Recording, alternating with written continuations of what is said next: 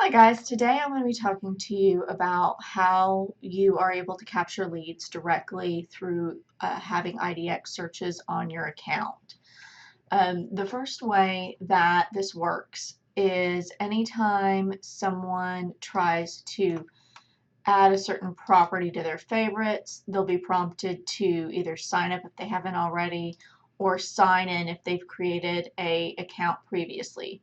That translates directly into a lead for you. One of the other ways as well, if we're looking to do this, is to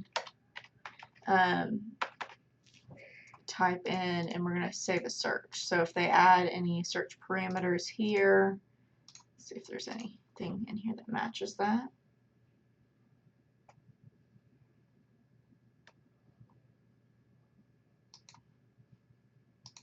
Oh, so is it?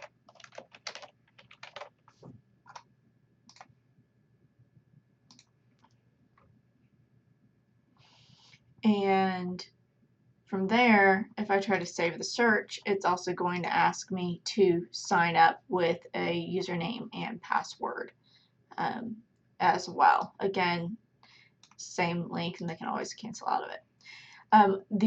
One other thing that they can do is you can enable a pop-up to come up after they've viewed so many different leads. So we've looked at one, we're looking at another that's kind of caught our eye, and these are specifically the listings details.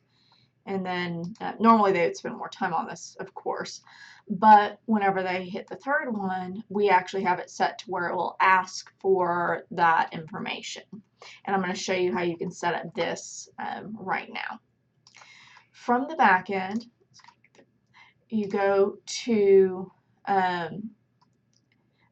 website settings. From the back end, you go to the capture tab and then select lead capture pop-up. In this listings detail trigger section, you can set it to where every 3, every 5. So if you want to give them a little bit more look before you make that ask for their information, you can do that. You do want to set it to a marketing group, so just choose one that's going to work best. So in this case, I'm going to want to set it to my buyers group, since usually the people looking at listings are going to be buyers.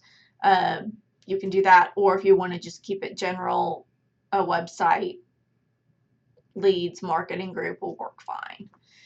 You can also do it after every 2 listing searches. So if they're on, let's go back to the home page. So if they do a couple of different searches here, they'll also be prompted with that same kind of pop-up that you see or that you saw in the previous listings detail screen. I don't recommend making it the very first thing that happens before they can even look at any properties. Again, you can kind of experiment with this for your business. The reason why I recommend against doing it is if they can at least get to see if there might be something that's going to be of value to them, they'll just hit the back button and go to Zillow, go to Trulia, and you guys don't want that, because then you're going to be if you purchase leads from Zillow or Trulia, you're going to be competing with other agents for that versus getting them directly from your site that you don't have to pay for.